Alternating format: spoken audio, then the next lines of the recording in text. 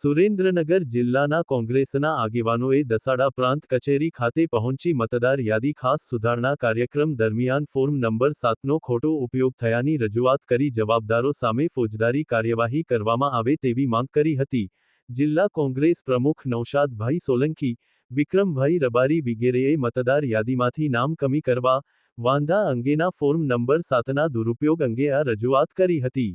વિધાનસભામાં જે રીતે નિયત નમૂના 7ના ફોર્મથી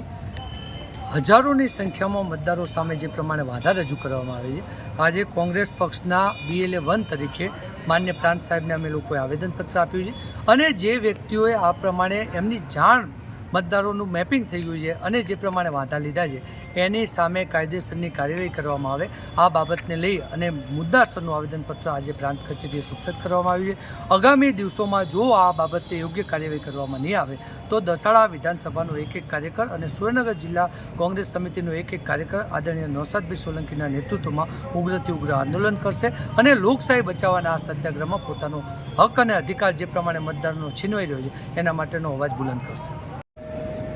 આજે દસાડા તાલુકાની અંદર પ્રાંત ઓફિસે આવી અને અમે લોકોએ કોંગ્રેસના બધા જ આગેવાનો સાથે મળી BLA-1 દ્વારા અમારા વિક્રમભાઈ રબારી દ્વારા પ્રાંતશ્રીને એક આવેદનપત્ર આપવામાં આવ્યું છે કે જે દસાડા તાલુકાની અંદર દસાડા વિધાનસભામાં અનેક હજારોની સંખ્યામાં જે બોગસ ફોર્મ નંબર 7 આવ્યા છે, એ બોગસ ફોર્મ નંબર 7ની અંદર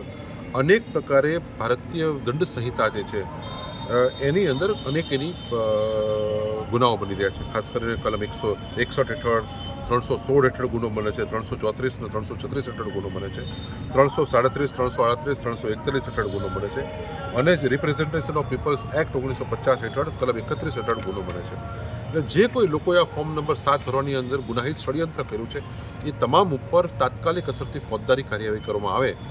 એ પ્રકારની માંગણી સાથે જ અમે લોકો એક આવેદનપત્ર આપ્યું છે અને જો એ તાત્કાલિક આની ઉપર કોઈ કાર્યવાહી નહીં કરે તો આગામી દિવસોની અંદર અમને કોંગ્રેસ પક્ષના બધા જ કાર્યકરો સાથે મળીને ઉગ્રથી ઉગ્ર આંદોલન ગાંધી ચિંધ્યા માર્ગે અમને કરવાની ફરજ પડશે। એ અંગેની માહિતી આજે અમે પ્રાંતશ્રીને આપી છે। અમે આશા રાખીએ છીએ કે પ્રાંતશ્રી આના ઉપર તાત્કાલિક કાર્યવાહી કરે, અન્યથા કોંગ્રેસ આ બાબતની અંદર ખૂબ ગંભીરતાથી મક્કમ રીતે અંતિમ સુધી લડી લેવા માટે મક્કમ છે।